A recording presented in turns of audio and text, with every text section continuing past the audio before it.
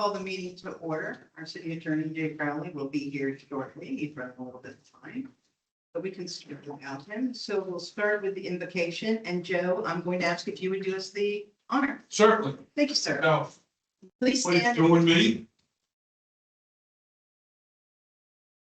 Gracious Heavenly Father, we thank you this day. It's beautiful weather you've given us. A chance to come out together and to be good and honest, open discussions about this community and decisions being made that affect residents, current and future. Lord, bless all the deliberations here. Bless us in our travels. Bless our families and our communities, our country, and grant us that they may make wise decisions. We may further your kingdom in all that we do. All this we ask in your son's precious name. Amen.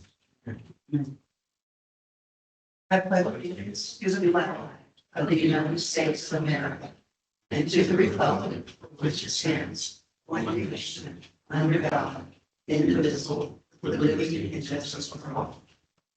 Thank you, Joe. And Lynn, my apologies, I didn't tell you we were starting. Are we good? Thank you for staying on top of that. Our roll call today, we are down one council member due to an illness, but everybody else is here. We'll go ahead and go on to agenda approval. Is there a motion to approve the agenda? So moved. Is there a second? A second. Any discussion? Okay, all in favor, please raise your hand. Hey.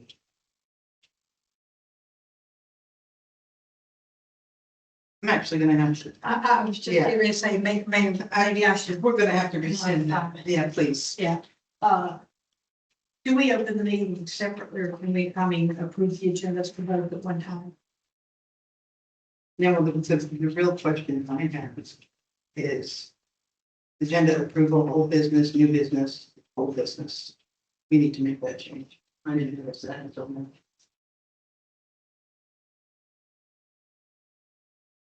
Joe, could you come up and take a look, please? These are separate meetings. We're going for open and close one, and I think the agenda should probably be approved separately. That's what I was just thinking. Okay, all right, we'll do that then. All right, yeah, so let me amend that agenda. We'll, in other words, we'll rescind the one we just approved. To, I move that we, first of all, approve the agenda for the special call meeting for August 3rd, 2026. Thank you. Is there a second? Second. All in favor? Unanimous. Under old business on this special called meeting, there isn't anything, but under new business, we're going to start with the discussion and vote on the INC change of order. Change order request. Wait. Okay. And we've moved from the. We're in the call meeting. Okay. You're adding. No, I'm not adding It's something. number one right here. New business number one.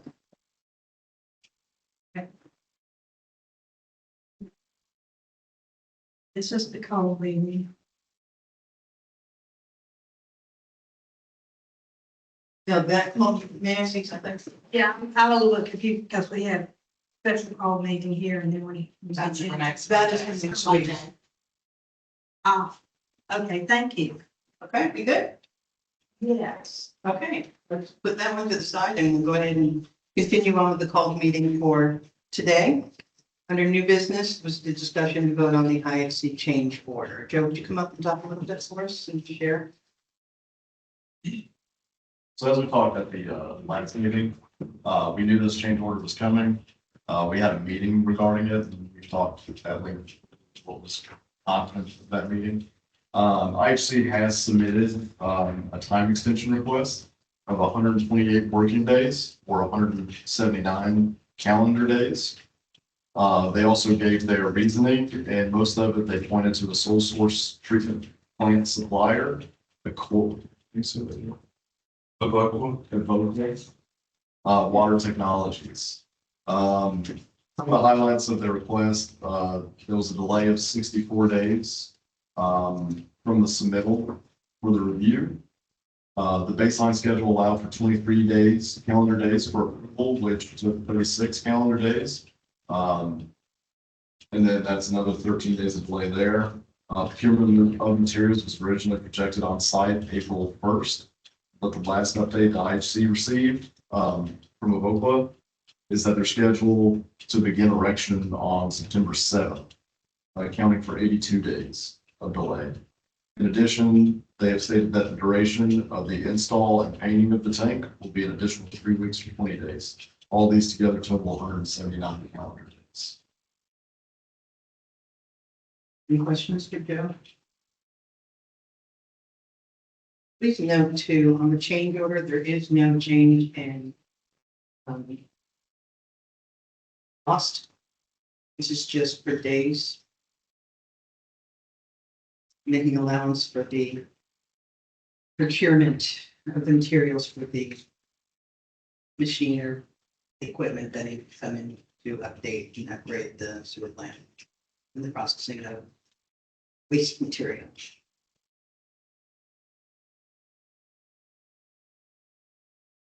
Any questions? I do have something, that's comment. On the communications, your memorandum for record, it says you're gonna meet with the project manager, the building and grounds manager every 2 to 3 weeks. Yes. Would it be possible for city council to receive a copy of the minutes? Absolutely. Okay. And then just as a question there, would you like it in minute form or memorandum? Just to make it a little bit easier. Well, memorandum, be okay with me, just as long as we know what's going on. Absolutely. Because I won't come up at the end of these 179 days and need another 179 days. Absolutely. And what we can also do is anytime we have more than just greeting discussions, you know, if it's about the work and anything there, we can make a note of it as well. Okay.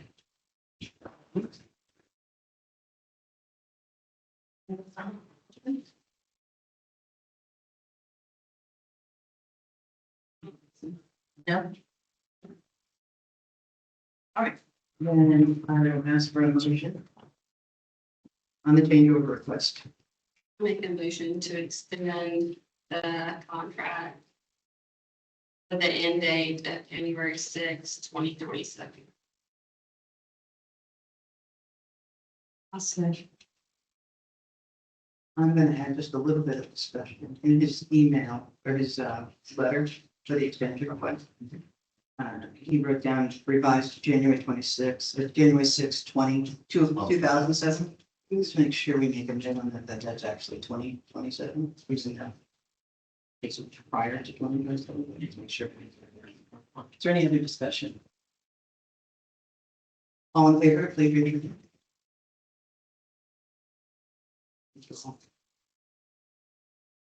And the next one is, Ned Butler from Reliant Homes here, requesting a land disturbance permit extension. Joe, if you would like, and then we can have Ned come up with the section.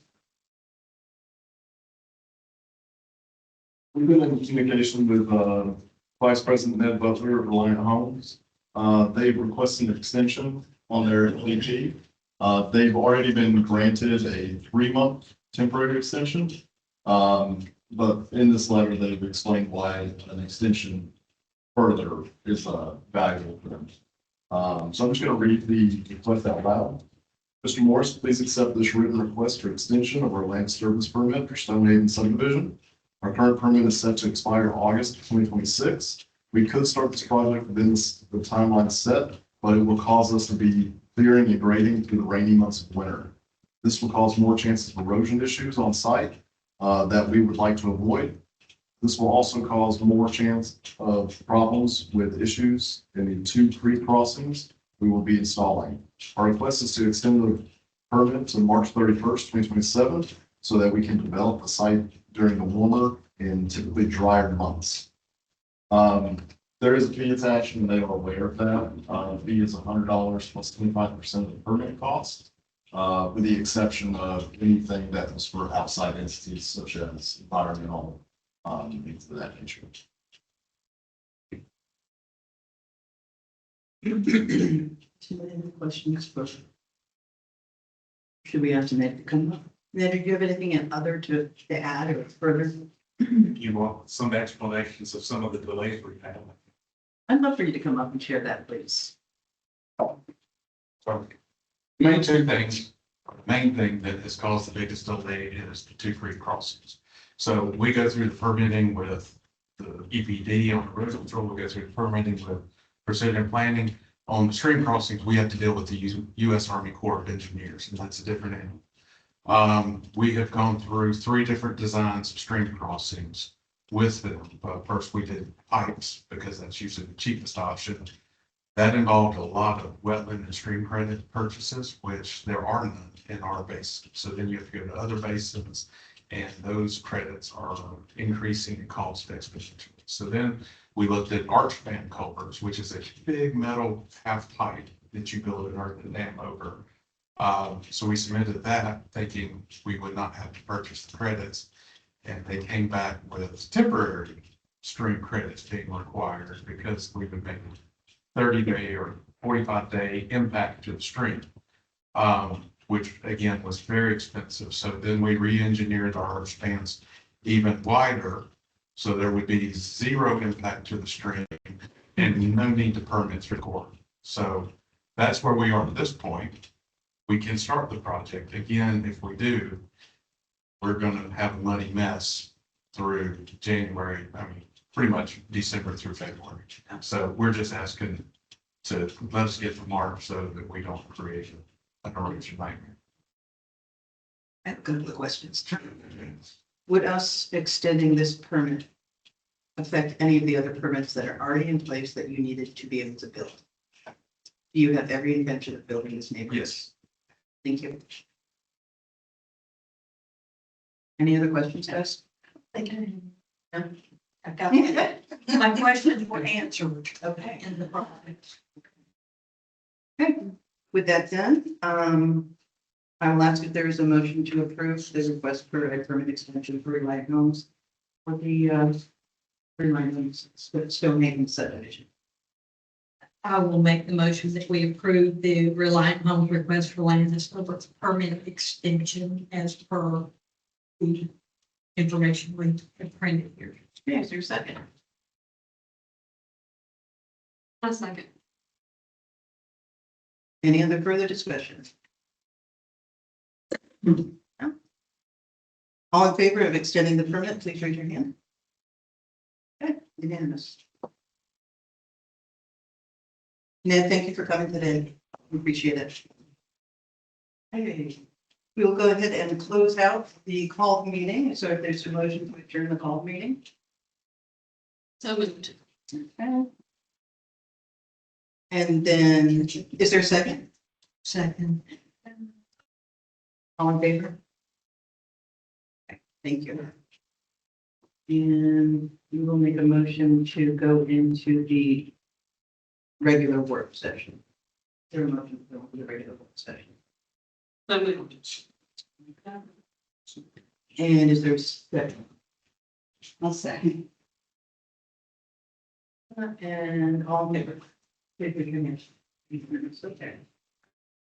Okay. Thank you, everybody. So we'll go into the work session, and the first on there is the elected compensation increase declaration salary survey. And Joe, but actually, please remind everybody where we are in the process. Currently, we are at the survey portion of the process. This is usually, well, in my mind, where there may be some conversation about continuing or not continuing. This part of the process is where we're comparing ourselves to other like cities. Beyond this, the next step would be to decide at our next council meeting if we wanted to do a committee or continue with just the council. But today I have a simple compensation survey. Some caveats I'd like to give to this survey is one, there's a lot of cities who do not like to advertise what their elected officials make. To include on the DCA salary survey, which is usually very accurate, but what I did not know is you can reply to it anonymously. So a lot of cities have done that. But I have the data, just not who the city is. But through a lot of digging, I was able to compare these cities with their survey and to see if they had any news or release of the required advertisements to increase their compensation. So it took a little bit more than I thought it would, but. So the cities that we selected, Arcade, Statham, Watkinsville, Social Circle, Oxford, Union Point, Porterville, Pushton, Elberton, and Bogart, for our comparisons.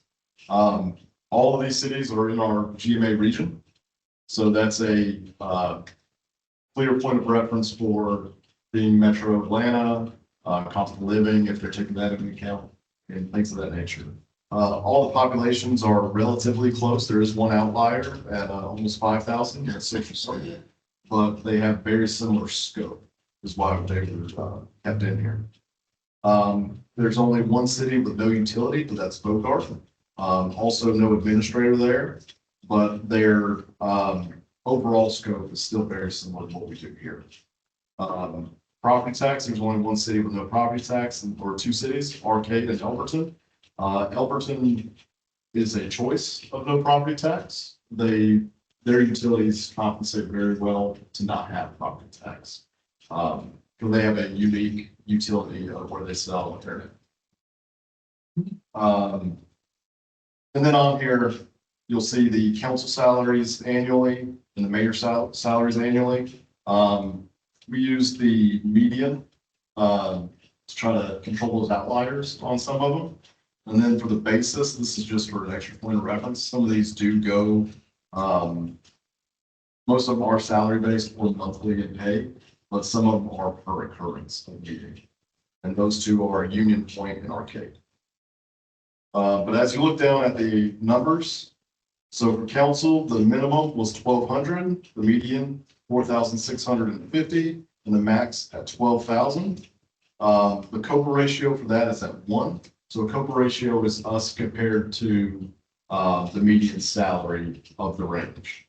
1 is the ultimate goal, and that's basically you're spot on with the comparison. For the mayor salaries, the minimum was 2,400, the median was 9,400, and the maximum was 18,000. And the COPA ratio there was 0.89.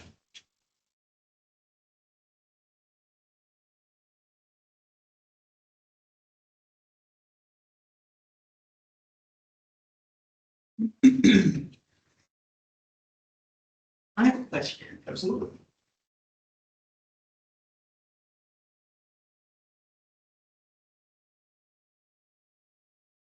Maybe a statement.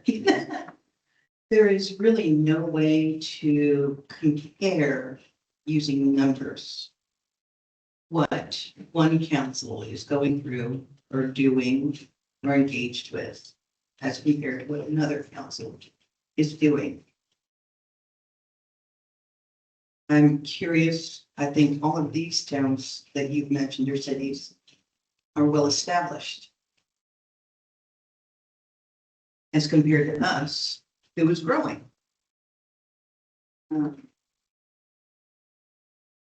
So do you just take numbers like this to make the comparison? Do you look at where a city is and it's established where it is? You look at what council members do, because our council members attend a lot of different events. Do other council members attend a lot of events? Is there interaction? So I make that statement so that our council can also consider those things. Because I don't think you can base it just on numbers, unless you do some research. I will make a comment. I did do some similar research to Joe's, not something that I have in this format, and I compared to what he had, and of course, he used very similar cities. But I also went outside of our area, just trying to look at the numbers to see. And, but I tried to pick areas that I felt like were similar in context areas, like down near Augusta, where you're larger, you're closer to a larger city, but you're more of a rural city. And what I found is it's very much like this. It's very, very, very. So And in looking at that, I also, while I was at conference, I talked with a lot of city leaders about their council salaries and where they were and if they felt like they were in the right place. Because I wanted to get a feel for what other communities are thinking. And what I found was that most of the council members and mayors that I spoke with said, well, everybody kind of feels like we should be higher than we are based on today's conditions and where our city is. But most council members and mayors are fearful of addressing these topics. So I think that's very possibly part of why some of the ones may look very low. I mean, just like Walnut Road was, I think before Linda came on board, they were scared to death to make a move. Because they were afraid of what the community content would be. So I think that comes into consideration also as to, we need to make sure that we're trying to look at the whole picture that applies to us.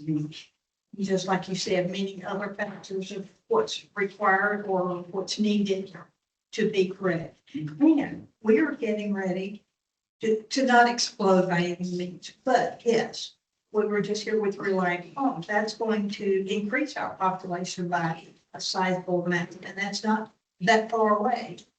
So I think, setting up next council to be in the right place. Then we eliminate some of that. We're doing a lot more now. Do the salaries need to go up? This is happening. Do they need to go up? And then they don't have to be nearly as concerned with addressing that early on. So, because if we set it right now, then we should be in good shape for our city for a good problem. Also keep in mind too, we have lower taxes for the last year and for this year.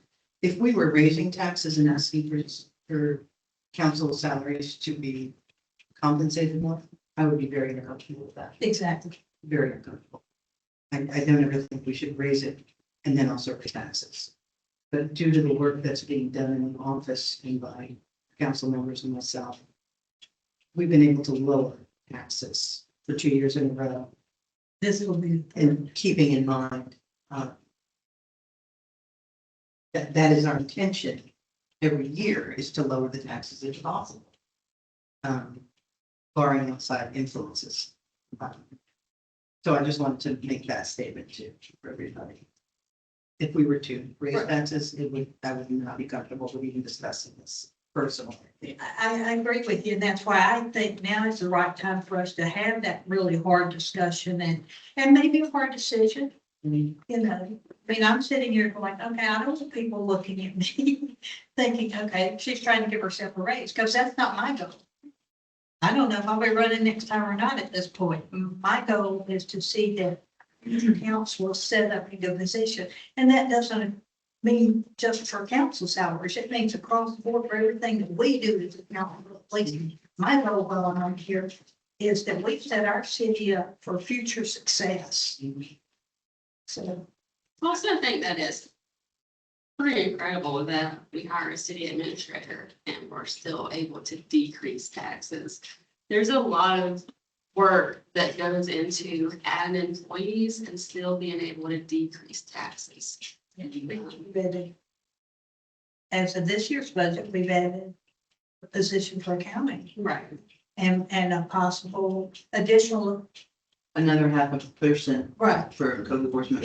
right. Right. And maybe even if we need like an extra temporary or something, we've got in the budget for that. So we're covering any possible needs as well as continuing to lower taxes. So I feel like, our administration, and of course that starts at the top, Mayor, is doing a good job of seeing that we're staying in line with everything, so that we can do those things. And that's going to bring greater success to our city.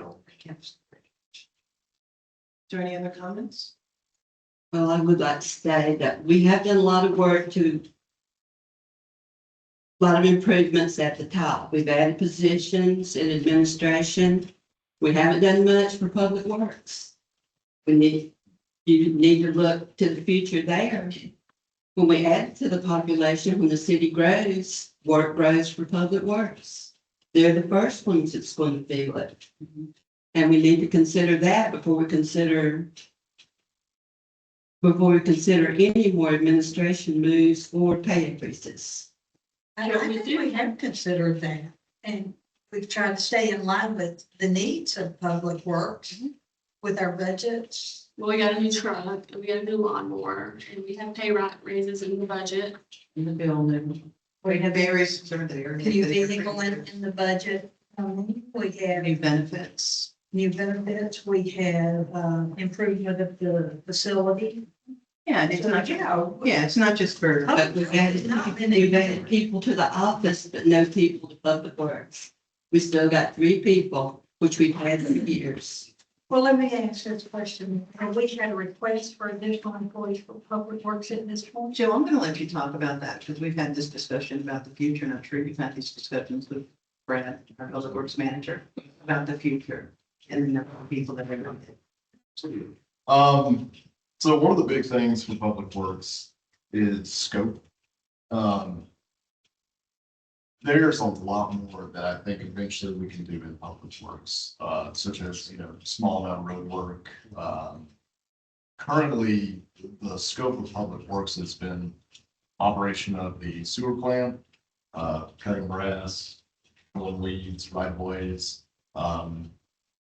What we're gonna kind of add a little bit this year is a little bit of, lack of a better term, trenching, making those stormwater drains more level. But you're 100% completely right that it would be great to have more public works employees. I think. When the city grows, we're gonna need it. So yeah, they're completely right there. There are certain timetables for that, I think. One is the sewer plant as it becomes more complex. I think we're gonna need more specialty skills there. Right now, it's not a very complex system. Really, it's a button and some valves currently.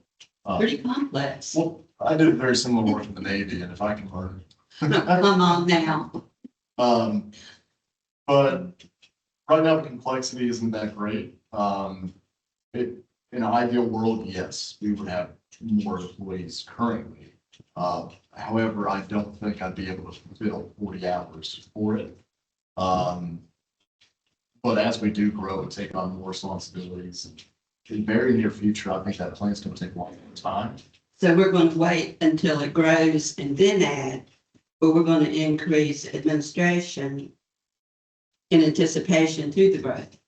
I would disagree. I think the administration piece, especially for the finance piece, is going to end up saving us bookkeeping money, keeping us more compliant where we should be. That need is already here. As far as public works, and this is not a disagreement that it would be great to have another employee. It's just a matter of if I can't fill 40 hours, I'll just have them sitting there. Now, I do see it coming very They could quickly. be sitting there. I agree with Joe. I don't, right now, we were getting off the topic of the salaries. But it does all, I understand where it applies in one sense. Yeah. I think Joe and I on a weekly basis talk about our staff and the needs of our staff. And right now, we are adding a finance person because we have been behind the 8 ball and needing an actual finance person for about 4 to 6 years. It should have been in place already. Right now, our staff in the office are doing double, triple, quadruple duty because we don't have the right people in place. And we can't expect that of our staff members in the office. Public Works, right now, it's not a complex job. It is grass cutting, it's the sewer plant, which I learned in a day also.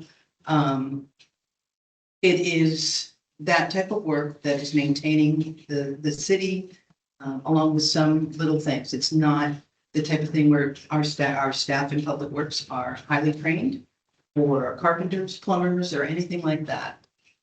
We are trying to meet the needs of our office to get where we need to be, keeping in mind where we are growing and bringing on extra people in Public Works when that is necessary. but we are always looking ahead to see what we need.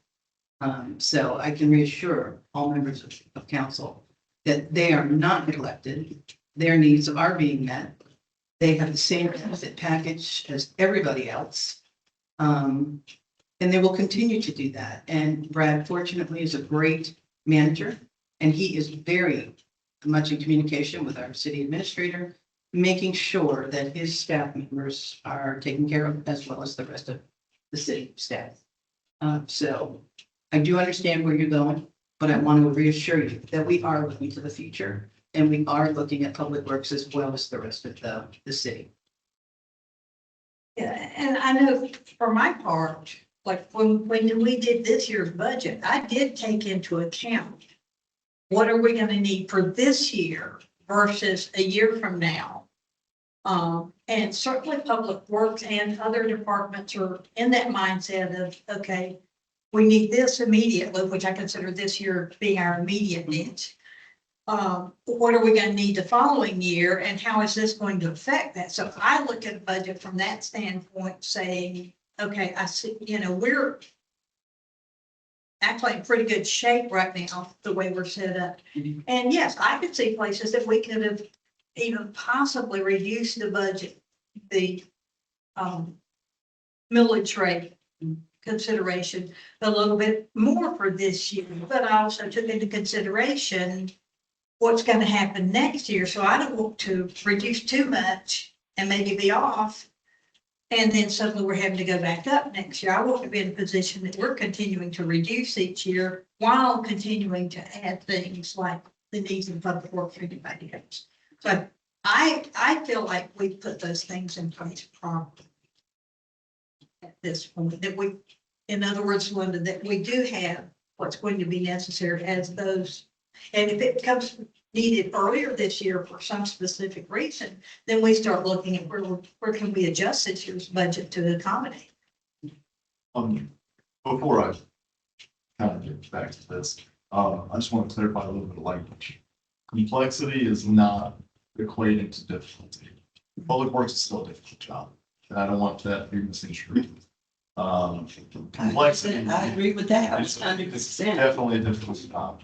I just don't want complexity to be confused with difficult. It is a very difficult job. Further, we are tracking man hours for public works, and that's one of our evaluation tools right now. Especially as that sewer plant does become more complex. Because this next phase, it is, more equals complexity sometimes. And that remains to be seen what that looks like for man hours, but we are tracking man hours just in case as both councilmen Pilgrim and Maxine said, bad about that first news in the house.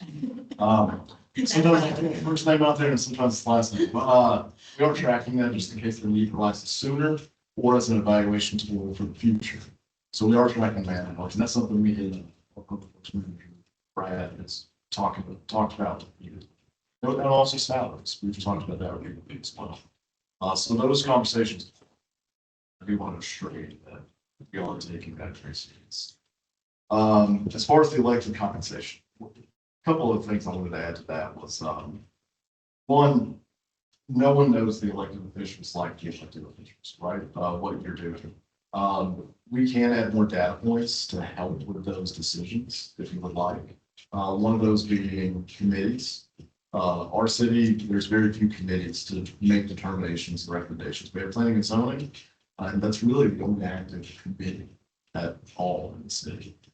We have the library, and they're really not an evaluation tool for us and more for Azalea, although they are with us.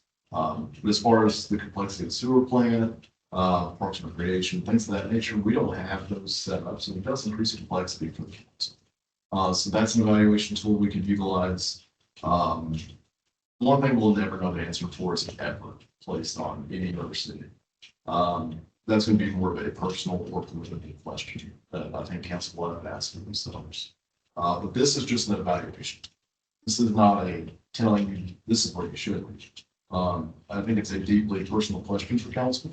And it also goes down to the end game of this. Is it to attract more people? Is it does council feel unfairly compensated? So those are questions that can be mulled over on a personal basis. But you know, putting all those together for your evaluation tools. Kind of goes back to what you discussed. Thanks. So we're gonna add this on to the next council meeting. For a motion to either move forward or put it to committee. Is that correct? Okay. You good? Okay, let's go ahead and move on. Under new business, the sewer allocation policy. So would you like that?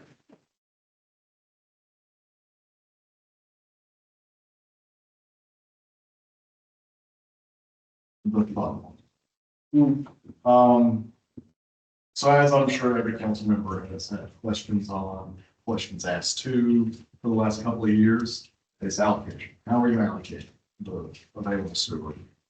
This is something me and Mr. Walter has been mulling over for months now and trying to come to a consensus of how to do this. This is a very rough draft of where I think we can go with it. It's something as a touch-off point. I personally don't think we have a crazy amount of time to mull it over too much, so this is going to be a very hard one. To go along with it, there are some recommendations or not recommendations, things put in place here for council to see as an option, but may not be recommendations such as the reserve rate. But going through the policy, I have some highlights for it. For the applicability, so anyone requesting wastewater services needs to be requesting for a capacity allocation permit. So this is where the council will decide how the allocation is to go. In general, parcel of land with an existing wastewater service connection at the time of adoption of this policy is considered to already have that permit as the capacity based on its current land or building use. Down below, you will see exemptions. There's only two. One of them can be up for debate. New or expanded accessory buildings on a lot where a primary structure already exists, because we're going to know based off of that structure how big another structure is going to be. Now, it doesn't necessarily tell us how much allocation, so just something for council to see, but I would possibly not recommend that to be key policy as any exemption there. And obviously, anyone on the septic tank. The general policy, there's different priorities. Priority one is the economic development strategic reserve. This may be something for further growth in the future, but may not be applicable today. Strategic reserve of wastewater treatment capacity to support future projects or development sites that support the general policy statements that begin in this section here. So these would include recent town investments or projects or sites served by water, sewer, stormwater, street, building, or other such public investments. The downtown center, so the overlay district, having a special district where it gets a higher priority. For economic development, projects or project sites include commercial, office, or industrial development or similar uses, which create significant tax base for creation of jobs. And improve city services or infrastructure. So projects where we've invested in that we want to see growth. Priority two would be previously approved projects due to existing substantial financial obligations of the operator or private sector development entities based on good faith preliminary plat or residential and commercial approvals. So Joe's going to have some more to say on that about how that ties with our land use policy, if it exists. It doesn't. And some wording that we may have to change there. So down below that, if at any time there exists greater sewer treatment demand than there is availability of sewer treatment capacity, council shall decide how the available capacity is allocated. And then priority three is the wait list projects.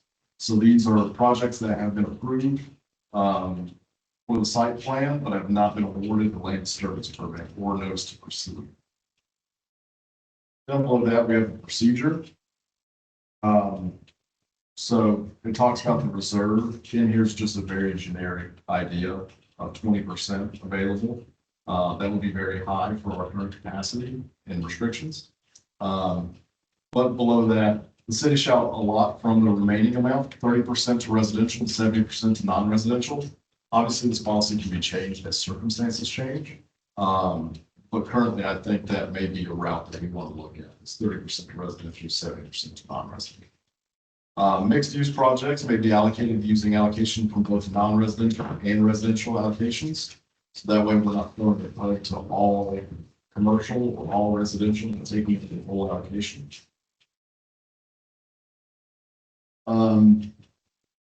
So the owner or developer of any project requiring an allocation permit from the city shall submit a written application via a form provided from city staff. And I do have an example of one that Joe sent me. If we decide to pursue that, we can create that as well. Will it be available on the website or do they have to come and City Hall and get it? It'll be available on the website. They can submit it with their plans. So, and kind of where this policy will fit into place is typically what I've seen is when someone comes in with a project, before they get approval, this is part of that process. Some of our current approvals have no allocation.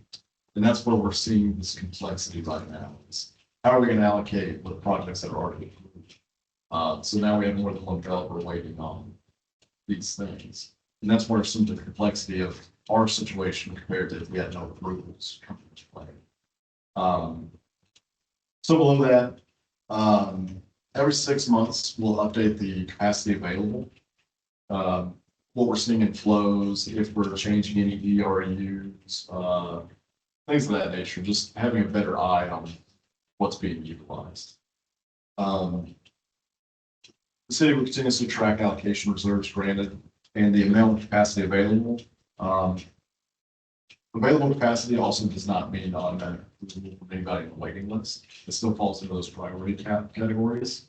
Allocation permits are not transferable except upon written consent of the council. Projects with construction plans and review as of July 30th, 2026 with activity in the past year will be presented for the first approval. If approved, these projects will have 120 days to achieve final plan approval and flow extensions. Residential approvals may be phased to allow a maximum of 50 units, 50 with a placeholder. We can actually hammer that down to what our capacity looks like versus what will be available. The 50 units is within a project and not cumulative. Not citywide. If approved by council, a preliminary sewer allocation permit shall be issued with the acceptance of construction documents for review by the city. Commencement of installation of water and sewer infrastructure shall begin within 120 days of final permit approval, or approval shall be revoked. And the goal for that part of the policy is that no one can basically bank capacity and just have it not use it. And then there's an evaluation criteria, and through recommendation by Joe, we'll turn it into more of a table format. And this is just an example. We can change what we want to see in that and what points values are added. But it's the idea of having a evaluation tool for things.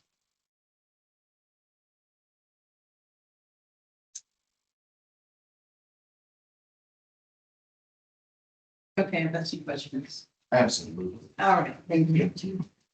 New or expanded accessory building on a lot where primary structure already exists. They're exempt from requirements of this policy.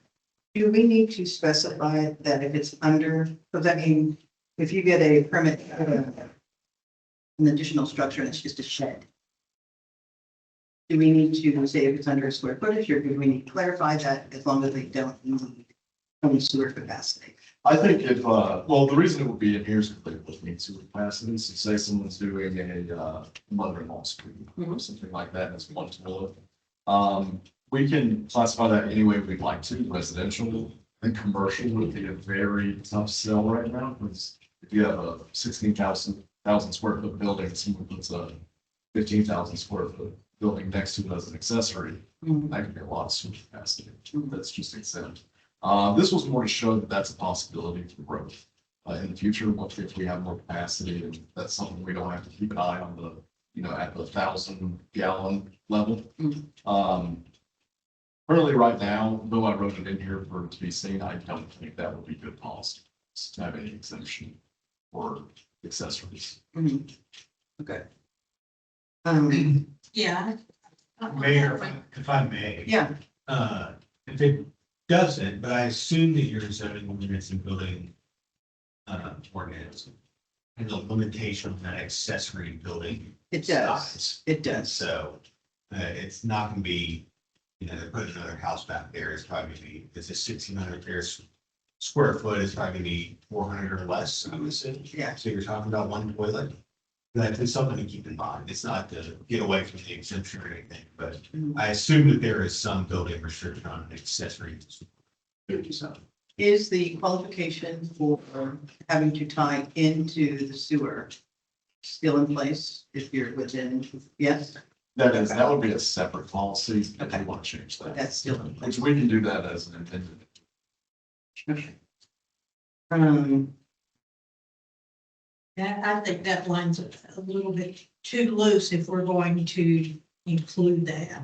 Okay. That we do need to define kind of exactly what that means. And I can think of an example in Florida where someone had a building, a small commercial building, and they added a not real large building next to it. And they got approval for the building. But they didn't really do their due diligence in the city to find out what it was for. And that particular commercial structure decided they were going to set up bathrooms for the homeless. And they had like 16 bathrooms in there. So that would be a problem. The amount of sewer that will be allocated, the percentages, I think you definitely need to look at, we'll look at that. But I like reserving some for if we have projects coming up. I'm wondering, should there be considering we have projects right now that have been approved, should there be a before the state and after the state And I on put its a- allocations? Yeah, I put a placeholder for things priority 2 or 3. Mhm. It was July 30th of this year. Yeah. They've already been issued a land disturbance permit, just because it shows investment. Mhm. It's one of those good faith efforts. And that's just a placeholder. It can go back even further in life.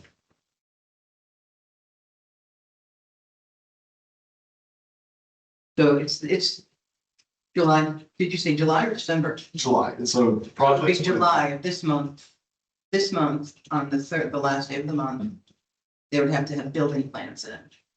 Yes, so projects with construction plans in review as of July 30th, 2026, with activity in the past year will be presented for first approval.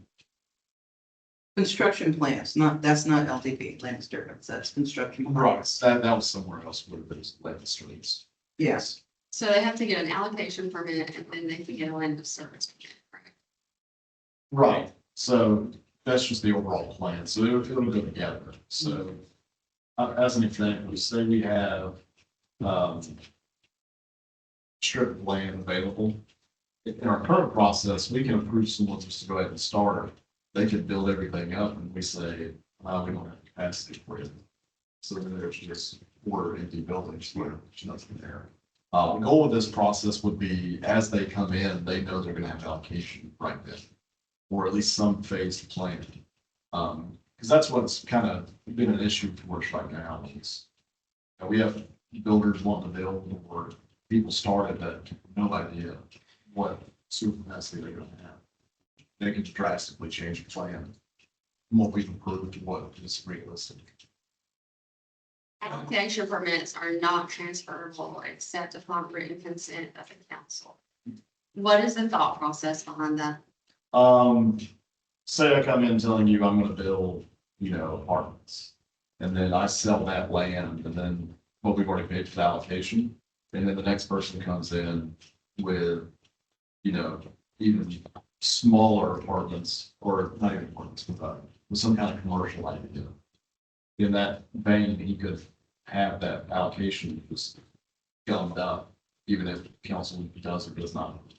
Okay, so if it's the same plan built by a different entity, then that could be transferable upon written consent from the council. if you all remember, and probably only the mayor and London remember this, some years ago, we tried to address this issue quite a bit, where you know, the city had sold a bunch of future capacity and no one was using it. It really sucked up the sewer system. And so we came up with this plan of, you know, you've got capacity, you gotta use it within 6 months or 12 months, whatever it was. And if you don't, then, you know, you could get someone else. Yeah, something like that. And so we tried to address this one time. I think this is a plan to readdress that issue is now that you're expanding the sewer plant. So that is just a thought process, but you know, the issue that we're trying to address now is an issue that we have tried to address in the future, but now that you're getting an expanded plan, it's probably popping up again. My question is, so a lot of times with the landowners of the properties, they may want to go ahead and get the allocation and the land disturbance permit and then sell this project to a developer if to actually build it. That's getting the financing without having the sewer is impossible. Should we think about if it's the exact same project that it doesn't requires council approval? I don't think I would relinquish that, just because I think it's safer this way. They have to come to council and say what it is. And this is nothing against developers, their job is to make money. And if there's a loophole where they can, I think most will. I think this is just safer for council decisions that with our limited capacity. Now, in the future, if we had well more capacity than we had demand, say there was that reserve in place that's not being utilized instantaneously, I think a little bit more leeway would be more reasonable. But our current circumstances, I think the tighter we can make the policy, probably better. And there's usually language in those codes and contracts that it should not be unreasonably withheld from the council. And so if it's the same project and it's going from ABC Corporation to XYZ Corporation, same project, you always throw it, it's I'll just agree with it. You have to vote. There are, some of the neighboring jurisdictions have a actual, as part of a reservation agreement, where there's actually a document that's signed by the requester and by the agency, the city, that actually formalizes the request. And then that way, that's the basis of, that's after you go through your due diligence. I know Bear County does that. I mean, that has some similar issues. They're just a bigger scale because they're trying to bring their sewer up to speed in certain areas. So that everybody understands that, you know, 30,000 gallons a day or whatever the ERUs has been assigned to ABC Corporation for, you know, multi-tenant commercial center. And then that, they've got that, because you're correct, they're not gonna do anything without sewer, especially in the basin now, which is where you want the activity, is within the sewer basin. So some of the comments I had, just to elaborate on the draft policy, we're just trying to align it with what your current ordinance is and also offer a couple of suggestions about charging fees at a certain point, and then at what point do we want to charge a connection fee, because that's critical. That's when the skin, that's when the skin of the game is. When you want to collect that? Because then you've got once that's part of the agreement process, you've got an agreement and you've got their fees that you set aside. And then if, you know, if they don't end up using it, you can buy it back essentially.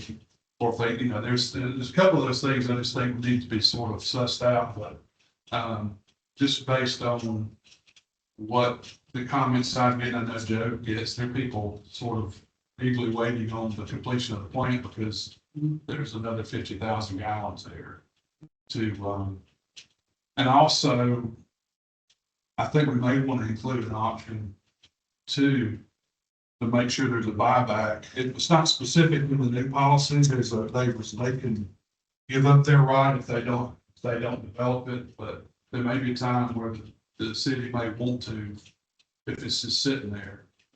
once again, they're trying to, they bought it, so they have it, so you can't have it. Just to have that option in there, if council so chooses. The other thing I was talking with Joe about is just making sure that the process you set up is something that you got the staff ability to track. Because we sort of helped you all with tracking that. And we still could do that, but at some point, things are moving where you want to know how much am I allocating, and then be able to measure up against what you're actually using. Because it's sort of been a moving target as far as how much is actually being used. So and I know Chris has been giving y'all regular reports on your usage. But we're gonna go up another, potentially 50,000. So, Your point of the finances of it is my next question. When do they have to pay if they're going to do this?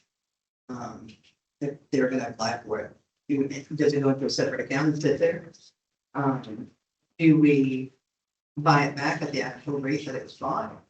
Is there any kind of fee that is included? If they don't use it? I don't know if those things are legal or not. But, and this is, I've not reviewed this in some time, Mayor, but what I remember from the ordinance that y'all passed last on this issue was 3-4 years ago, does that sound right? Is that they had to put a deposit down to reserve their spots, and then they had to pay the tap fees when they actually were, put them in the ground, so to speak. And if they did not use those within the 6 or 12 month period, however we have it described, then the city could buy back the reservation at those prices. Do you remember? great, now that's,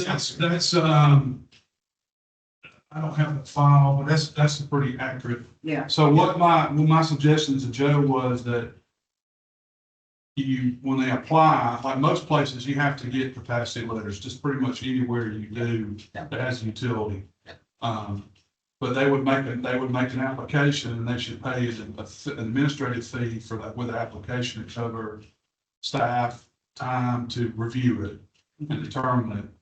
And then if it's determined that there is capacity and the council, the city decides to grant, go through the process preliminarily, you can proceed with your drawings, and then you get a final permit, just to make sure that normally you have to, we need to agree upon the time where they have to pay the fee. And currently it's sort of been, it was in Enclave, it was when the building permit was purchased. Because sewer had already been allocated for that development, which is, so if you're gonna do that for a future development, then the reservation is there, but are you gonna collect it from the developer at the start of the project? I mean, that's sort of in the weeds, but because part of them paying that fee is so they guarantee their right to be able to connect to your system and have. Yeah. And then you all want to be able to then make a policy about what are we going to do with these fees? I would put it into a separate account. So I could track An escrow account. Yeah. escrow, and then I would use that for, Future. expansion of the next phase. Depreciation, if you can, however y'all choose, that's your right to choose. Yeah. Because the bigger you grow, the more specialized your sewer department's gonna be, and the more you're gonna have to be having money to do the next phase. So I would say that, and right now you have, it's $6,000 ERU for commercial, and so y'all have their current policy is 6,000 flat for a residential, assuming it's 250 gallons, which that's the current ERU that council reestablished a couple of years ago. And I don't think we were discussing adjusting that number. I think one of my suggestions to Joe was that whatever y'all decide, you give an engineer just wants a standard. What is my standard? I'm going to give you, here's how much I need.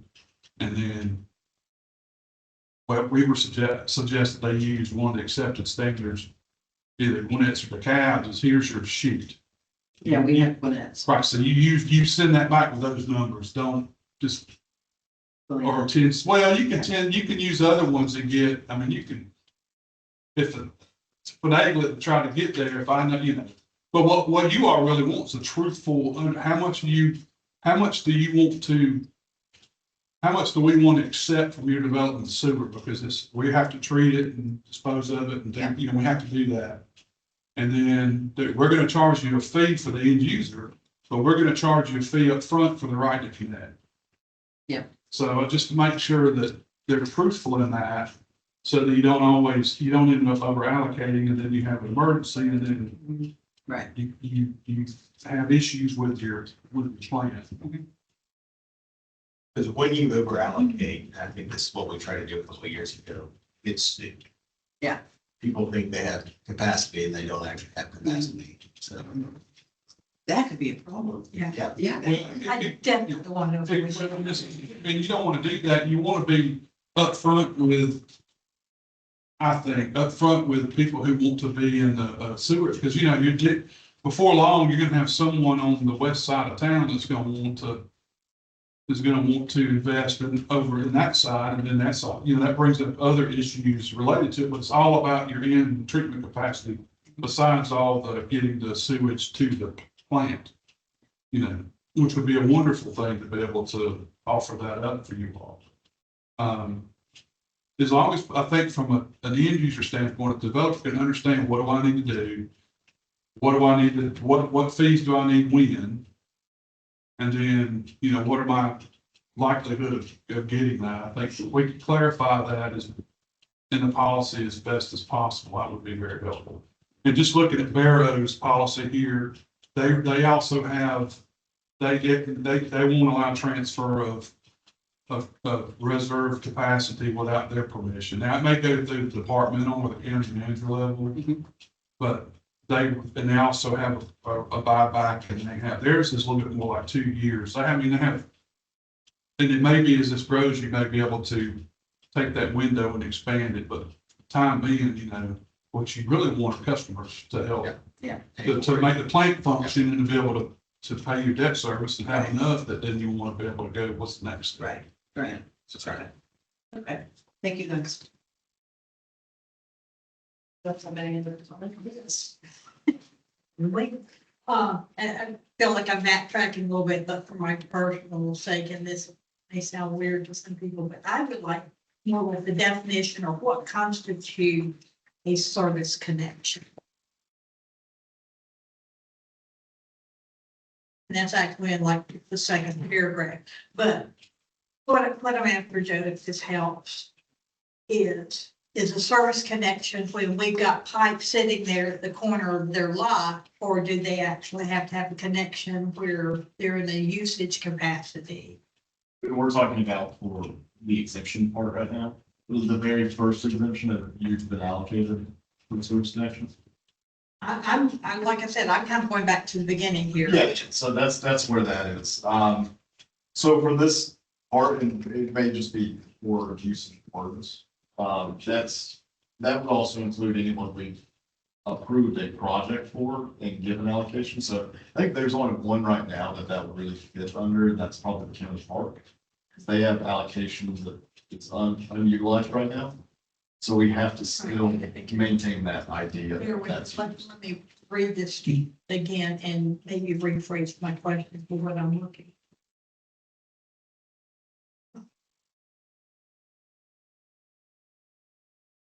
It says in general, parcels of land with an existing wastewater service connection at the time of the adoption of this policy is considered to have. Right. To not treat. Now, to have. And then we get down to a parcel of land with no wastewater service connection at the time of the adoption of the policy considered to not have an existing wastewater treatment capacity. So I'm trying to define what is service connection. Yeah. Okay, So a service connection that they have. They have a pipe sitting there at their doorstep, so to speak, ready to be connected to our sewer, but it's not connected. Or does it have to actually already be connected before that's considered a service connection? so for the purpose of this policy, it would be that pipe. They've already paid for it. They have the allocation. we can reword that to make, to make two different distinctions. Well, one of them is gonna retire itself, because the only real one that has allocation but no connections, the park. And that's because they own those tabs. Right. And, but after that project's fully fleshed out and completed, that'll retire that problem, and then the service connection will be anyone who's actually connected. Okay. So for purposes So of this this, policy has to be a physical connection all the way to the facility. and then we can reword that to encompass the circumstances of the park. How they have I'm not that. too worried about the park. I think our attorney will get us whatever phrasing we need for covering that, because that's kind of like the past that we're just setting in, that we don't hurt what's there or put ourselves in a liable position with Well, I what's think- there. It would be good to have that in the policy though, just because some developers do want to see, what's your current usage? Right. And they see 30,000, we have 50, they may be a little confused of, you say you don't have to be at 20,000 here. And some of that is because we've already allocated. Okay. Fine. Some of my questions got answered as we went through. Have we found that during park events that the usage of the sewer is heavy? Like, Well, they've only had 3 full events, and I haven't seen a crazy spike on weekends. Weirdly enough, our highest days are Mondays. So take that for what it is. I really don't know. Mondays are the highest. day. for like the 4th of July celebration, was there more usage during the 4th of July celebration? I haven't noticed a crazy spike. But we'll definitely get a good idea from that Fourth of July celebration this month. Usually we get that report around August 1st, or around the first week of August. But as far as any other events, I haven't seen a noticeable spike. The only spikes we usually see is a flush. And we've worked with that with the county, letting us know when we're gonna be flushing on. So that led to some scares for the. What do you mean a flush? We see a spike of an extra 10,000 gallons out of nowhere. Turns out they were flushing a line and. Luckily, we had the capacity to hold it. From what I remember about the park, and you help me correct me, and Joe can correct me if I'm wrong, is they reserve way more capacity than that park would ever need. Is that correct? They submitted 2, they said phase 1 was X amount, phase 2, the build out would be like double that. And I have those, it was like 9,000, don't quote me, 9,500 the first phase and then another 9,000. So that was when they submitted that letter to the city a couple of years ago. That was their request. So whether they're actually, that's like, kind of gets back to your question, whether are they actually meeting those numbers? I don't know. It'd be hard to tell without having a flow meter on that line, but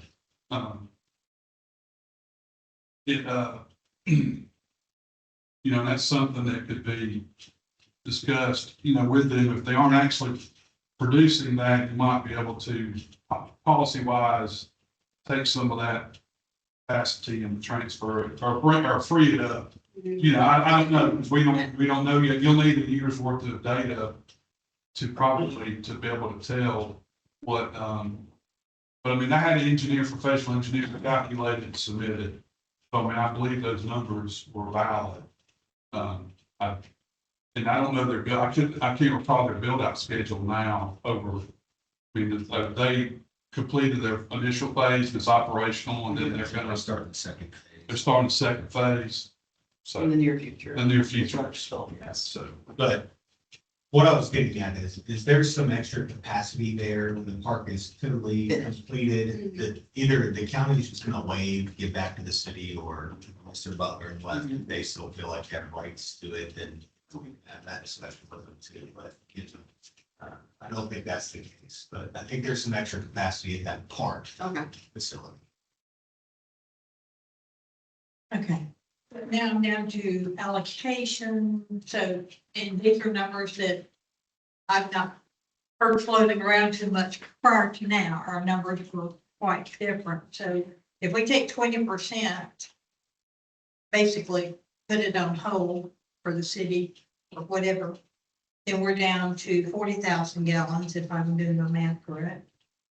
To be determined how that's to be allocated. And then you've got 70-30 split. So I guess my first question is, what residential would be considered right now? I mean, looking at where we were trying to go and what our plans say and what planning would be. Primarily, we're looking at commercial work going in. So to then have the allocation at 30/70 now, we're back to even giving more to residential than was originally set up. With So I that, can speak. because that was it started at 50/50. So. Yeah. I think a good example would be, I think right now there's 2 approved projects. In the downtown overlay area, both of them have residential as part of their plans. Okay, and when you say both of them have residential, so will sewage be separated between residential and commercial in those projects? Yes, it actually has that in here, that in the project themselves, they're multi.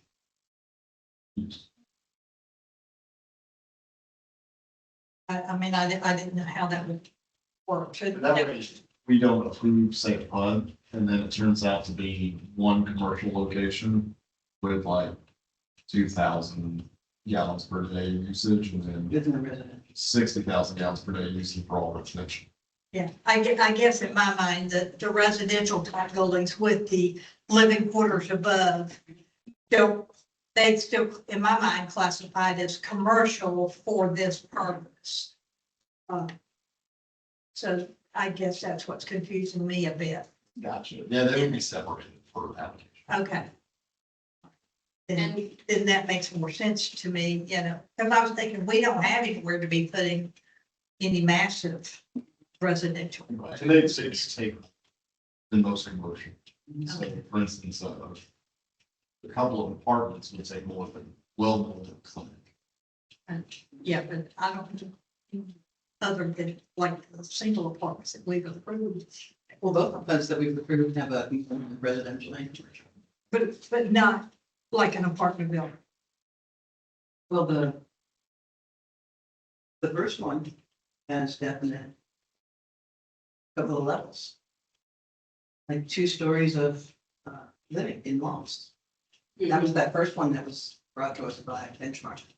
Right, but what I meant was where it's Oh, just straight an apartment building. apartment building. It would look the same way as far as allocation goes, though. I got you. I just wanted to make sure I was clear on that. Right now, we charge $6,000 per tap, commercial or residential, correct?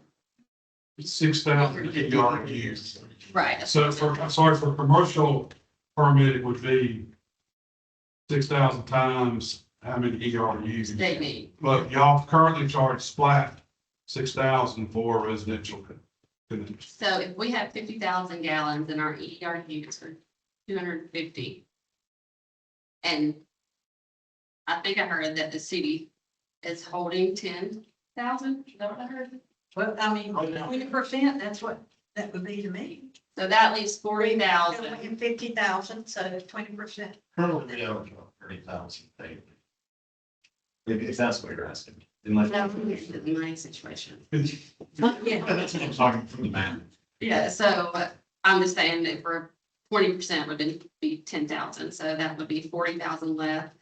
Divided by 250 ERUs leaves 160. Times 6,000 is $960,000 would be collected if all of them are sold. That's if the city keeps 10%. If we keep the fee at 6,000. So I'm looking at how do we, I know that we're getting on this policy, but within this policy, we also need to set fees.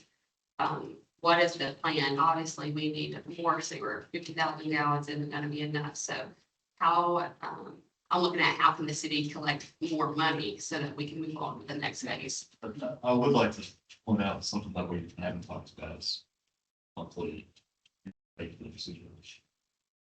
So that's, you know, Excuse me. that's where the money actually grows. And Every month. so I remember hearing, the chairman talk about, he put funds in an account that accrued interest and that the county had an issue with that. They had to, I don't know if they got sued or they had to pay money back or got fined. I don't remember taxes. Yeah. So if we were to put this money into that high interest account or something like that, how would that, It all, do we have to pay taxes on that? it depends on the age to it. Like there's it's the one provided under the state Georgia Fund one. Georgia Fund one is really the only one you should look at. Okay. Anything private, you can run into things like that. There's also some legal restrictions on certain funds that have to, if you're gonna do that, it has to. And then, depending on utilization, so right now, our actual sewer account, you know, it almost balances out month to month. If you want padding in there, you really can't throw that to a different account because you being able to get those funds back quick enough, just like the general fund.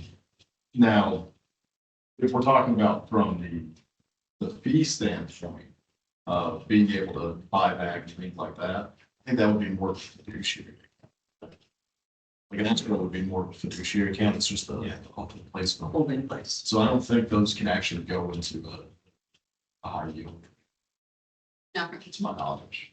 But what I'm hearing, Eric, is you're saying the 6,000 ERU, in your thoughts, is not sufficient to develop a war chest, so to speak, for future expansion here. So that number may need to grow.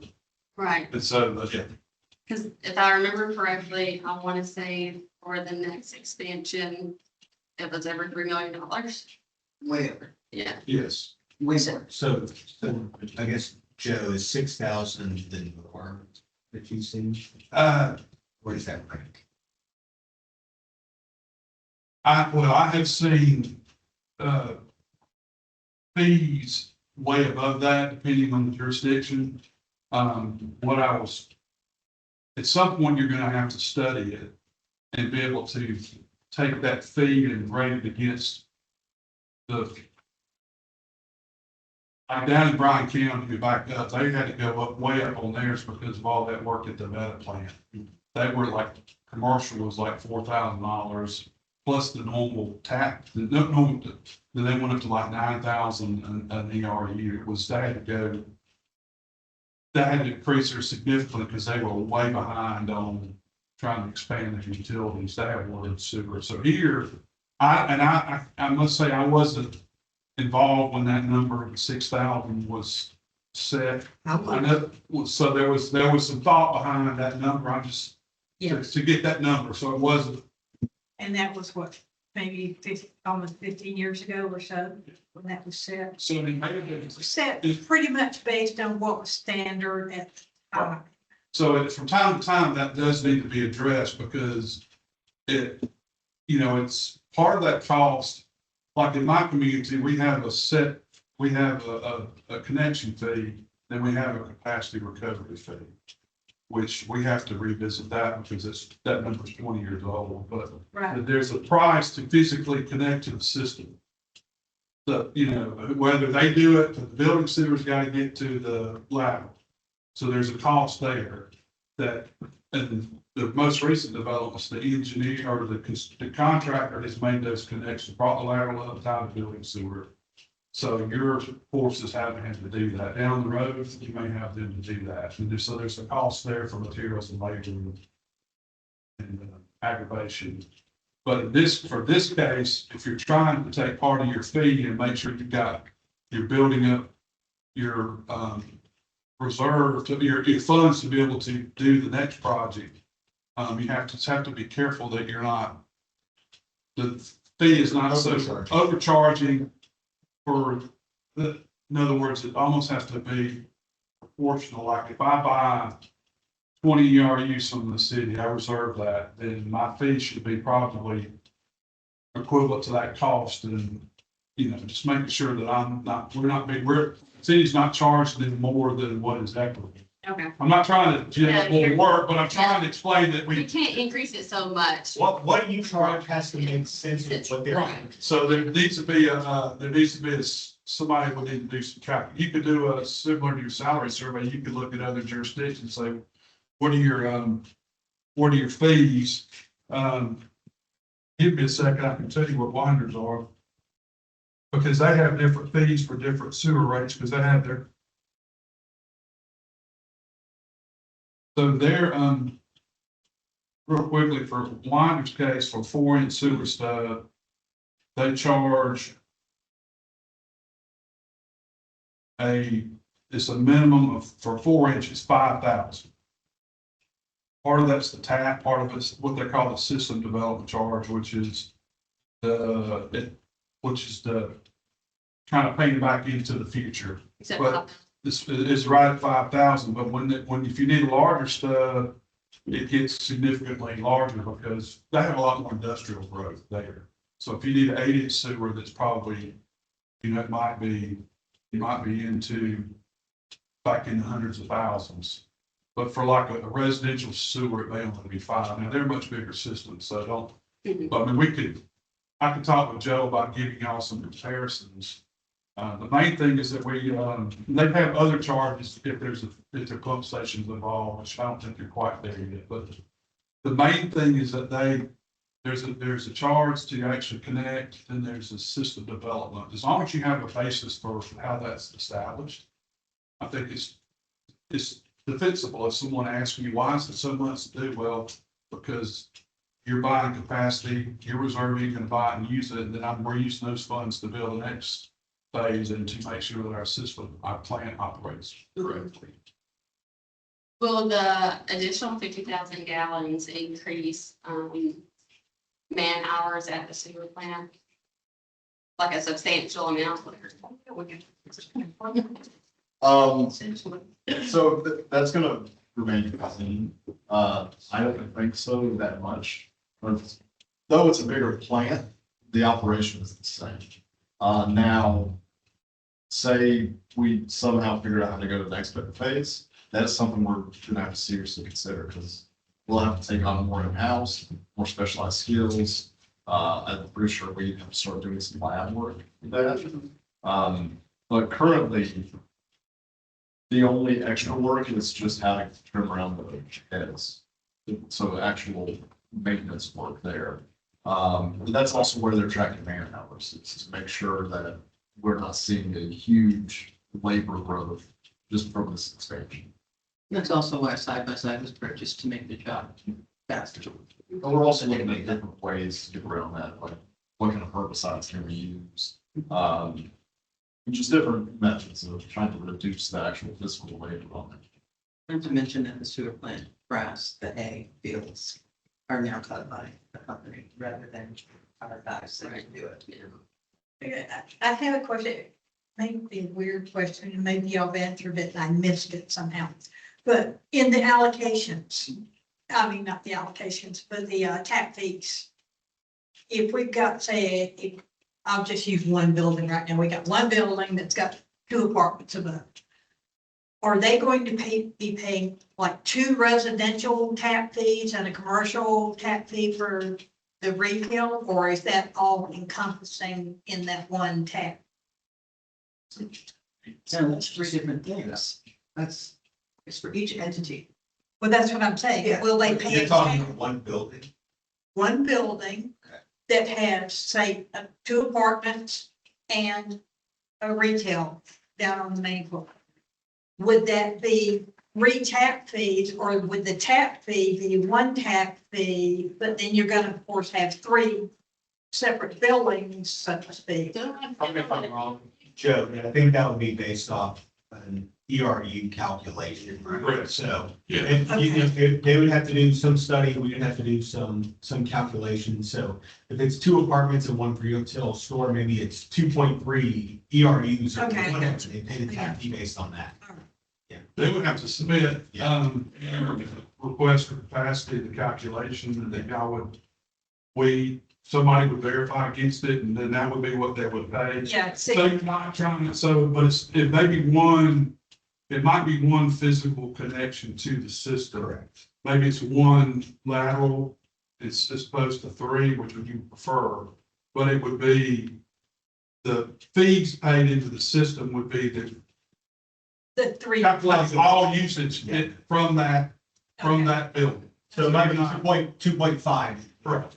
I call it, yeah. Yeah, no, that's a good question, because with I the, mean, because it's 6,000 per building, for example, for the tap fee, right. which was my impression of how it started out. Was, of course, when it started out, it's supposed to be mostly residential. Well, I think it's 6,000 per ERU. Correct. So the ERU is your average residential unit. Okay, And so when something is proposed, they calculate how many ERUs are in that, and then it's times 6,000. Correct, it's just in the policy, if it's a residential connection like that at Enclave, it was considered one ERU, okay, because they would Gotcha. use around 200.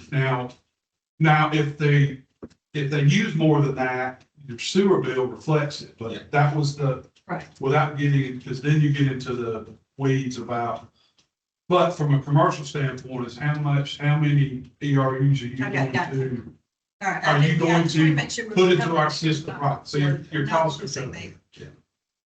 Yeah. Okay. Anything else? This time around. So what's the plan of this? What is the So- timeline? Well, by the next meeting, at least having a more discussion with the divisions. At the next council or work session? Council. I think this is high priority enough to. So we'll have this on the council meeting then for discussion, okay? All right. All right, let's move on. Thanks, everybody. Any questions for Mr. Frank? Huh? Yeah, break? We can take a break real quick, absolutely. 2 minutes, you brought your, no, I'm kidding. Yeah, no, it was good, you're right. Well, it helps you. Yeah. It helps that you were part of the conversation. Yeah. Yeah, see, that was good, no, that's correct. At the moment, it seems to you. Yeah, it's okay. Good, okay, well, I can stay around, but I think the other discussion items are. Yeah. Yeah, it's just. Everything that you say. Oh, yeah, it's great. Everything's fine, Jay. Yeah, next question. Now, we're gonna, How's your? I'm not the city attorney on the line of me. no, well, I tell you what, we just upped we extended, kind of like you do for college coaches and pro coaches, we extended our city administrator's contract up their salary and up their terms, and also the city attorney, we upped his deal to keep them because, attorney. well, What's that administrator say? well, yeah. Joe's city is much bigger than ours. Yeah. Guys. Well, we were afraid the county's gonna try to poach her, because they're transitioning their manager, who's also functioning as the county attorney, which don't ask me how they agree. Oh, that's that. That's that, they're working on cleaning that one up. Now, our city, That's a hard violation. our city attorney is also our solicitor, but he's not the judge. I mean, so we have. Well, that's common. Yeah, and it makes, so we have very active municipal court. We have a couple hundred citations and cycle. What kind of citations? Traffic? It's traffic. But they have interstate access. Y'all. No, we just have a lot of people that don't behave and drive very fast. I thought y'all. I see people pull over in front of my house every day. No, but, Yeah, but they get- Well, I think somebody was running from the cops. last yeah, night. Yeah. I have a very strong council now. And they said they want the administrator to be the policy driver. So I'm having to adapt to making suggestions, which is, because I have a very strong mayor pro tem that's, right now, it's my idea, it won't go anywhere, so it's just gotta be somebody else's idea. Oh, you're strong. Really? Against you.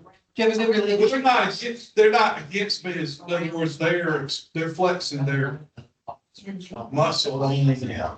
They thought they were left out of decisions. So now they want to be the ones to make decisions. Okay, that's fine. I've had to remember the whole servant leadership thing about, it's not about me, it's about what's getting done. Yeah. And I've spoken about that to groups, and I just have to remember that. But it's, Huh? we just annexed about 5 tracks. We're growing like crazy. Our industrial park's full. We're starting another business park. That's gonna have a new jail and a new admin building, one new fire station. All sort of behind my house. So we are growing like crazy. So. Thank you for being here, Joe. Oh, you're welcome. I'm glad. I do appreciate it. Y'all, are my favorite client, of course, but I do have other. So, thank you all. Comes from the other places. Yeah. He probably says that to all, but not. Bye, Jody. Be safe. Be careful. See you, Ben. Thank you, Tom. Good to see you. Okay, thank you. Good to see We you. are back from break. We're going to go ahead and have a discussion on the amendments to the code ordinance for solid waste. So Joe, if you would, highlights, please. This is not gonna be nearly as. So we already have a solid waste piece or chapter inside of our ordinance. However, most of it through this amendment will be total change out. The old one was based off of people finding their own sanitation services. So this has all encompassing what we have in place now through contracts. So containers, it talks about containers, what they're supposed to look like, conditions they're supposed to be in, and then reporting if your container is damaged to the contractor. Hazardous materials, this is basically just a piece of state law, nothing hazardous should be placed inside of your trash. Talks about private contractors, the council having the ability to go out and seek a private contractor by seeking it ourselves. As the exclusivity agreement that we have in our contract as a piece of this policy as well. Whether it be we maintain a private contractor or we start doing it ourselves somehow. There will be that exclusivity piece inside of city limits. Billing, it mentions being conducted through user fees via utility billing system for baseline residential service. The city may elect to have the chosen contractor do a portion of the billing or all billing within city limits as council sees fit. And that language is put in there. If council ever wants to change it, we don't have to make an amendment. It'll just be a change council decides to do. Late fees. So it talks about late fees in here. So anything that has a fee attached, it speaks of the fee schedule, the established posted fee schedule. That way, any fee schedule change does not have to go and amend the ordinance itself. That is a common thing I keep seeing throughout a lot of our ordinance. The fee is actually embedded in the ordinance. So a lot of fee schedule changes have to go back to the ordinance. We're being done anyway. Interruptions of services upon non-payment of 2 consecutive billing cycles. The city will notify the contractor canceling pickup at the non-payment address. A fee shall be imposed to reestablish service and be adopted with the city fee schedule. It shall be available for inspection on the city website or at City Hall. All late fees and service fees must be paid to bring the account current before continuing service. I want to read that whole statement as we were just now hitting that mark to where it is being for that interruption service. The billing cycle, it talks about that there. Placement of containers and collection hours. So I added this in here, and this may be where there is some discussion. Right now, there is nothing concrete about containers being on the street at what times. So I did add it in here from what I've seen other cities do. No earlier than 3:30 p.m. on the day prior to the day scheduled for collection shall be at the curb. And then, except as otherwise allowed by the city, all collection of residential solid waste.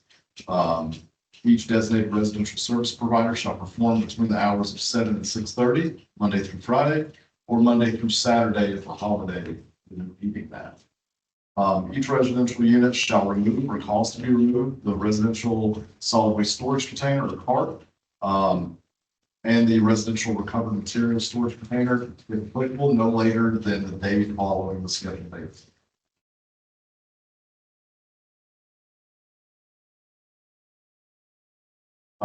Talks about prohibited acts, about excessive and unsightly accumulation of residential municipal solid waste.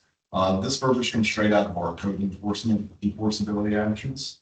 No residential service unit owner shall willingly violate the requirements set forth in this article. Same thing for commercial. So we have an understanding of someone making a simple mistake, but willingly violating something is like.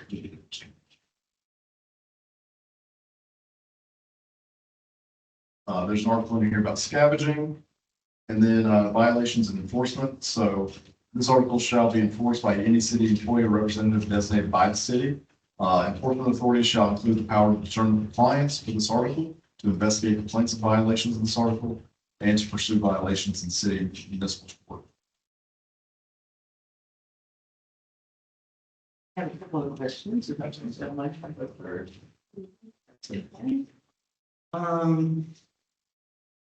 Upon non-payment of 2 consecutive billing cycles, that could be 5 months of collection without paying. I'm not comfortable with that. I think it should be 1 billing cycle. What do you guys think? That could be 5 months of getting collected without anybody paying, and then we have to go into. Right, yeah, I mean, yeah, I mean, I would think that should. I think fall under a monthly thing, so, I think giving them a grace period of 1 cycle. That's 3 months. Yeah. right. If they're not paid by this cycle. And then, You're only billing every 3 months. yeah, yeah. Yeah. I mean, they can pay I monthly mean, if they basically, want, they're still. but we're only getting billing like every 3 months. 4.5 months from the date that the payment. That's what I was saying, giving it a 30-day grace. That's what I was thinking, 30-day grace period on top of the 1 cycle, maybe. Yeah. 30 days after a cycle of payment due. All that would require is an internal policy of, after we see that, to be sending out a late due notice. That's all that would require. Yeah, but this here. Upon non-payment of 2 consecutive billing cycles. We will go ahead and tell the contractor not to collect. That's That would be 6 months and then some. Yeah, I was just saying the way to remedy it is 1 billing cycle, and then we can send out a late notice. So we need to change this too, right? Okay. So what is the, for you all, what is the remedy if someone is just not paying? Well, that was my question too. Yeah, that was my next We need to question. go into the collection. We need to add a collection. Yeah, but you're picking up their service and their trash is building up inside their house. Then we go to court for non-compliance. Because there's. What would we take to court if we had no, There's something in here, unwillingness to, okay, That's in the enforcement. yeah, if you don't have it collected, if you have to fill out the form. And if you fill out the form, but you still have garbage collecting, there's an ordinance against garbage collecting in your yard. So we just go to court. They do violation. and when they pile it up in their backyard, can we? Because the neighbors. If the neighbor complains, and It's a yeah, code enforcement action. Yeah. So like, Have you all thought about adding the trash fee as part of the tax bill? haven't brought that up yet. We can't do that. I don't. Collections, how do we do collections? Do we need to add it in here? They don't pay. Oh, we can add language in there. We don't have to add process.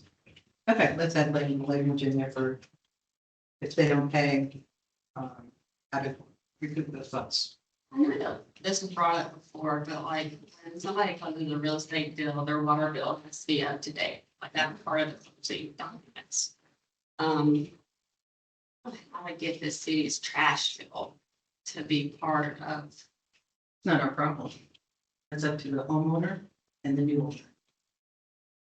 You know, so, but if the current homeowner doesn't pay their trash bill, is the new homeowner going to still pay that trash? But bill? see, Yes, sir, it is. water and sewer is usually tied to the property. Where, that's what I was getting at with the tax bill. The trash could also be tied to the property. So that it wouldn't be a cancellation of service, you just pay once a year the tax bill, tax fee. It would be easier for everything. Yeah, because once they move, they don't care about services. And it's not fair for the new owner to have to pay their bill in order to get service.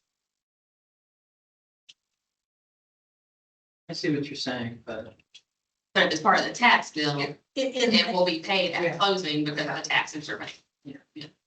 And I even think that the way that it's structured now would be get closed in a real estate deal on ownership, because they're gonna want trash services, they're gonna be like, well, what do you owe on trash? And if it's 6 months behind, and you don't have any, then that's gonna be a problem.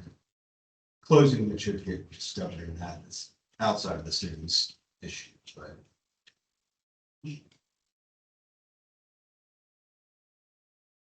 It won't though. People don't think about it until after it close. Well, if there's 100 trash bags piled around. I mean, that's true. That's true. That probably brings it to They you. won't buy the house, so. Yeah. They'll be curious.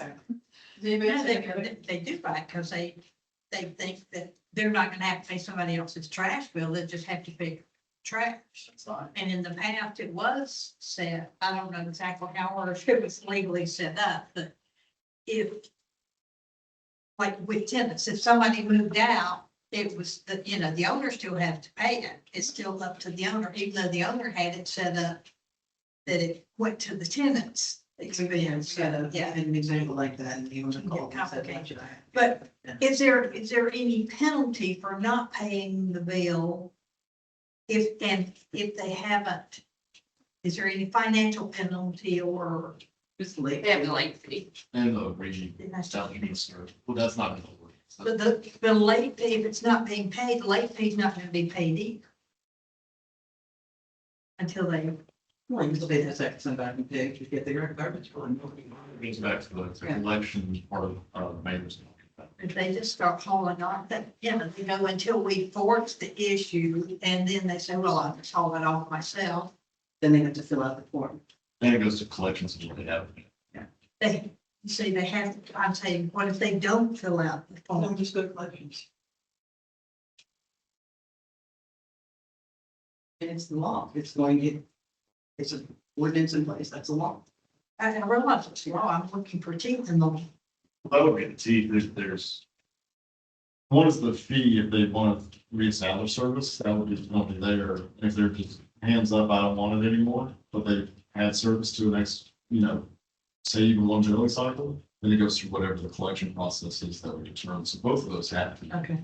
And this stays in place until the form is filled out, if they don't want it. The charging of the fees stays in place. Yeah, I'm waiting to see how that goes. Having been with the city when they went through that before, when we allowed people to opt out. I just said, I'm waiting to see how that goes now. I think most Different people kind. want collection of people. Yeah. So we're going to put this on for this ordinance with those minor changes, which we can see before the next meeting, and put it on for a vote at the next meeting. Okay. Did we talk about seniors, with the schedule of when you can have your trash can out and when it has to be brought back to your house? Senior citizens having friends and family help them with taking their trash cans out to the road. That came up before. There's So- provision in the contract. Yeah, in the contract, the sanitation company will provide backup services. And when they do that, they take it back immediately. So they take it back to where it is. And actually, I think what Southern Sanitation does is they require you to package it a certain way in your garbage can. You can't just open your garbage can and throw everything. You have to be certain type bags. They walk up, take the bags out, and walk them to the truck. Most of the time. That's all I got. Thank you. So, anything else with that? Let's Go ahead and move on to public comment. How do we,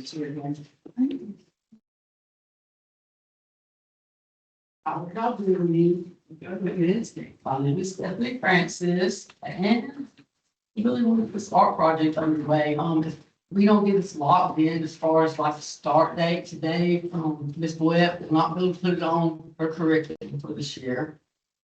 The art club would still be able to be involved, but she wouldn't be able to, let her APR students is what she was gonna do, give them a grid layout and let them do the proper research and find the correct geometric patterns and everything. And give them the opportunity to, come up here and leave their mark. I just didn't know if y'all have any questions or anything like that, kind of like, came and met with Joe probably, or the first time I discussed this with him was probably over a year ago.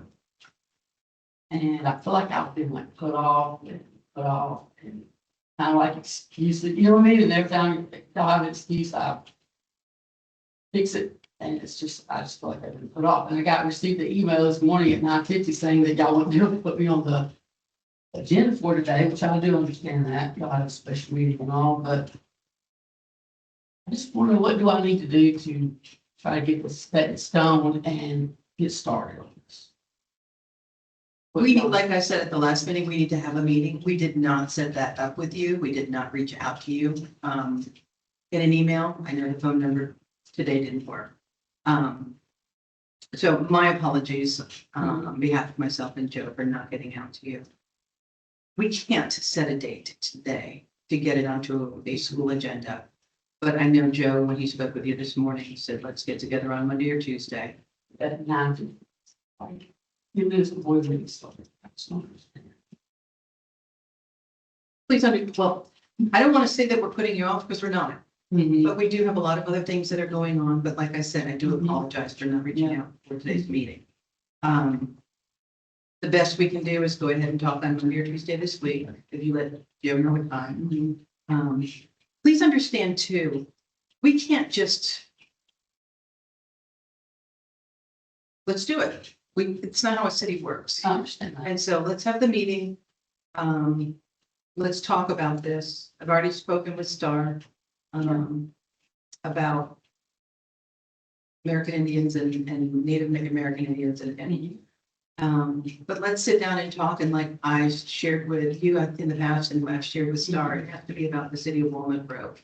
It can't just be about one entity or about history or anything like that. The main thing is, we're gonna concentrate on the Muskogee, which is who was here, and we're gonna do a modern mural of Star's daughter, which represents, that there is still a living, breathing culture, and she does go to Walnut Grove Hospital, the little girl does, and I said, put some packets in y'all's mailboxes. I don't know if y'all got those, the folders.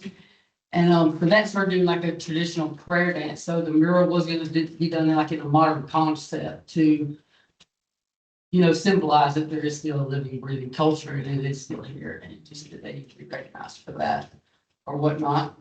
And the tire totem pole, it represents, because of what we did, we put concrete over all the trees, that's what we're left with to build the totem pole out of is the tires. That's kind of like the symbolism behind that.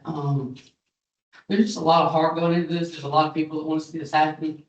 And I just want to try to be able to make it happen for them, Do you have a time on Monday or Tuesday that you're available? Yeah, I always make myself available. I have open schedule like that. What time would work for you? Let's set it right now. You just tell me, I'll be there. Can you tell me exactly what I need to bring? Like Yourself. just, that's it. Okay. That would be 4th. 10 a.m. work. Did Joe's 10 a.m. call you? 10 a.m. on the 4th. Okay, I'll see you all then. Okay. And thank you for your time.